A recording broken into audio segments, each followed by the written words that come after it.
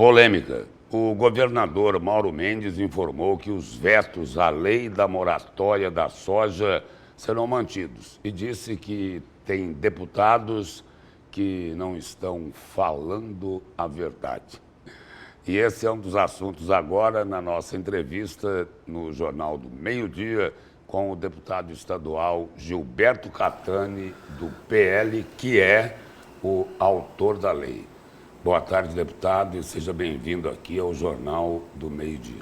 Boa tarde, Lúcio. É sempre um prazer estar aqui, poder falar das ações da Assembleia Legislativa e as nossas ações também, defendendo sempre a população do Estado de Mato Grosso. Deputado, traduzindo aí a declaração do governador Mauro Mendes, a pergunta é, o governador estaria querendo dizer que Gilberto Catani e Janaína Riva estão soltando fake news? É isso? Ele falou abertamente que quem falou no final de semana soltou fake news. Quem falou foi eu e a deputada Janaína. Eu acho que foi uma fala infeliz, ou uma maneira infeliz do governador colocar a situação, até porque eu quero acreditar que nós estamos na mesma linha. Até quando ele fala que os votos serão derrubados, serão mantidos, né? Ele fala que os vetos serão mantidos, isso depende dos votos dos deputados, né? Isso é uma prerrogativa dos deputados. Será que ele está falando abertamente que vai também interferir dentro da Assembleia Legislativa para manter os vetos? Obviamente, ele tem a base dele que pode ser isso. Mas eu acho que a colocação dele foi infeliz, até porque tanto eu como a deputada Janaína nunca fomos agressivos com o governo ou fizemos qualquer coisa que deixasse a crer que quando o governo abençoa o povo do Estado de Mato Grosso, nós estaríamos contrários. Agora, se porventura não abençoar, obviamente vai haver crítica da nossa parte, sim. Agora, um questionamento aí que existe também é de que essa mudança por causa do veto lá no artigo 4º, não é isso? Não, o artigo 4º ele foi todo ele suprimido e os vetos foram no artigo 2º, né? No artigo 1º, o artigo 2º e 3º, se não me falha a memória, né? E esses vetos, eles desvirtuam a lei, de uma forma que as empresas podem continuar depois aplicando a moratória por polígonos. Ou seja, você é um produtor que desmatou de forma legal, que cumpriu a lei, o próprio Estado te deu a autorização do desmate, te deu a autorização da queimada, te deu a autorização para você usufruir daquela parcela que, dependendo do seu bioma, você tem direito na legislação para fazer. Aí vem uma empresa e fala que não vai comprar o teu produto, e aí o próprio governo está ainda fornecendo a essa empresa que comete esse crime contra o produtor benefícios fiscais. E outra, a lei não fala só da moratória de soja, a lei fala que qualquer conluio de empresas ou acordos comerciais internacionais que possam prejudicar a livre comercialização dos produtos não seja digno de receber incentivos fiscais do Estado, o que é muito justo. É impossível, impensável que o Estado possa fornecer benefícios fiscais a uma empresa que está prejudicando o nosso Estado. Agora, deputado, tem uma entidade aí empresarial, a BIOV, a Associação Brasileira das Indústrias de Óleo Vegetal. O governador diz que vai resolver esse problema junto com essa entidade, mas aí não diminui a Assembleia Legislativa nisso? Não só diminui, como deixa a gente num impasse muito difícil de acreditar. A BIOV é justamente quem criou a moratória da soja, entre outras moratórias. A BIOV é quem defende os interesses das grandes trades, que hoje estão todas elas aí como se fossem um cartel dominando o mercado.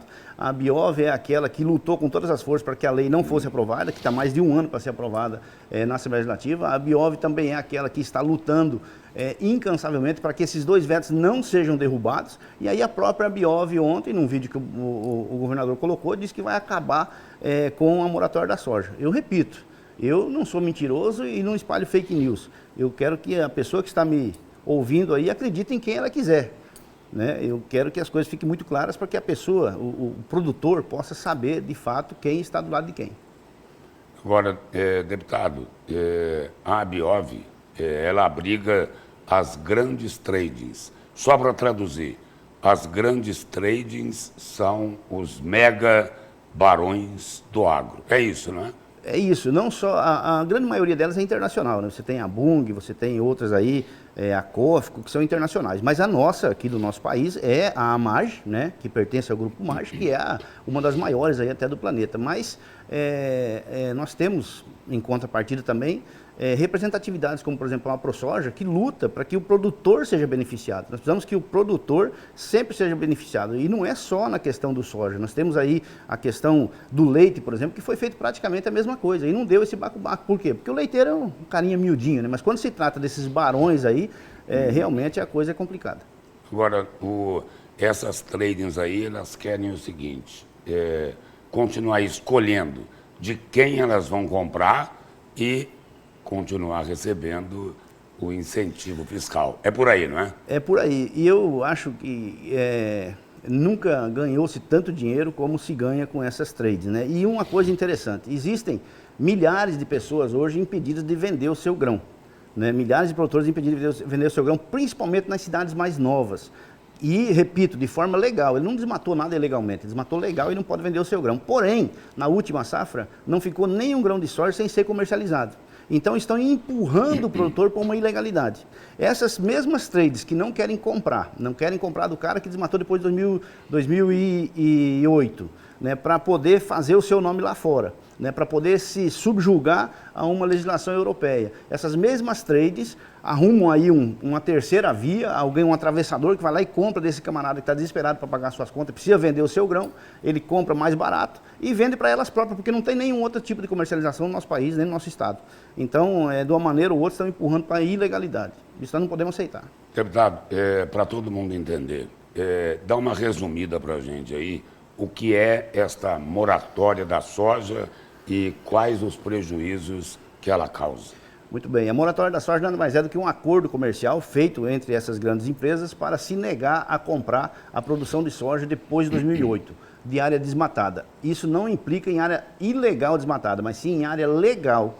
Mesmo que a pessoa esteja legal, como eu disse aqui, eles não vão comprar se você desmatou depois de 2008. E aí teria também uma combinação com o mercado comum europeu, para proteger os produtores de lá, contra os daqui. Não só proteger os produtores de lá, como boicotar os daqui e também mostrar que eles lá não têm nenhum tipo de reserva como nós temos aqui, não tem nada de reserva. Eles acabaram com todas as suas reservas naturais e hoje querem impedir os nossos produtores de produzir aqui de forma sustentável. E o prejuízo, como o senhor citou, o primeiro prejuízo obviamente é o produtor. Ele tem um prejuízo gigantesco, porque ele acreditou em tudo aquilo que o governo oferece para ele produzir e depois quando chegou para vender o seu grão de forma legal, não consegue vender. O segundo prejuízo é aquelas cidades mais jovens e menores do nosso estado. A maioria das cidades mais jovens do nosso estado, a maioria dos produtores que foram para lá abriram depois de 2008. Né? Então, essas pessoas que abriram depois de 2008 estão sendo cerceadas do seu direito. Obviamente, não conseguem emitir nota fiscal, não conseguem gerar divisas para o seu município. Isso é uma grande perca a nível de cidades no nosso estado. Né? Então, é impensável realmente o que está acontecendo. Deputado, o governador já disse o seguinte, olha, os vetos serão mantidos. E aí, como é que a Assembleia Legislativa vai se posicionar? Vai seguir a orientação do governador ou vai agir com independência? Ontem, nesse mesmo vídeo, ele disse que a Assembleia Legislativa estava representada lá pelo deputado Dilmar e o deputado Wilson Santos, né? Eu não me senti representado, nem sinto que a Assembleia foi representada, porque eu sou autor da lei e não fui convidado. Outros deputados importantíssimos para o processo não foram convidados para a reunião. Né? E tenho a dizer o seguinte, eu falo por mim, não pela Assembleia, eu não posso falar pela Assembleia Legislativa, mas vamos ver se os deputados vão aceitar. Eu vou derrubar os vetos se possível for. Deputado, mudando de assunto aí, o orçamento do Estado vai ser votado nesta quarta-feira ainda? Sim. Vai ser votado nessa quarta-feira, apesar de que nós temos a prerrogativa de poder votar em janeiro também, né, se não chegarmos no entendimento. Existem muitas emendas, muitos pedidos dos deputados para ser colocado no orçamento, e se der tempo vai ser votado hoje, mas eu creio que o deputado Eduardo Botelho, nosso presidente, pode também optar para votar no mês de janeiro. Deputado, e os poderes e as instituições estão assim com um apetite voraz em cima do orçamento 2025? Olha, eu acho que já não tem mais esse apetite porque ele foi sanado. Você vê todas as instituições hoje, elas têm uma regalia muito grande, né? Eu acredito que essas regalias que existem em todos os três poderes, eu acho que é o suficiente. Eu acho que não precisamos ter muito mais fome aí, não. Deputado, o senhor não acha que os poderes têm muita gordura para cortar? Olha, eu acredito que nós precisamos... Muito privilégio, muito penduricalho. Sim, eu acredito que sim. Nós precisamos de uma reforma administrativa com urgência no nosso país, né? E política no nosso país. Nós precisamos dessa reforma, mas isso precisa vir de cima, Lúcio. Nós temos um entendimento que poderíamos fazer isso no nosso Estado, mas se você não der o primeiro passo a um nível federal, isso nunca vai acontecer no nosso país. E outra, isso tem que ser um conjunto de iniciativas, tanto do Executivo como do Legislativo e do Judiciário, né? Nós temos hoje um judiciário mais caro do mundo, né? Assim como também o Legislativo também. São bilhões, né? E bilhões, não é? Eu acredito que nós precisamos, sim, de uma reforma nesse sentido, mas ela tem que vir de cima, Lúcio. Eu não acredito que nós podemos mudar isso a nível de Mato Grosso. Mas não tem interesse para isso, né? Exatamente, não tem interesse. Se tiver interesse, ele tem que vir de cima, repito. Deputado, obrigado pela presença e pelas informações aqui no Jornal do Meio-Dia. Eu que agradeço, é sempre um prazer. Muito obrigado.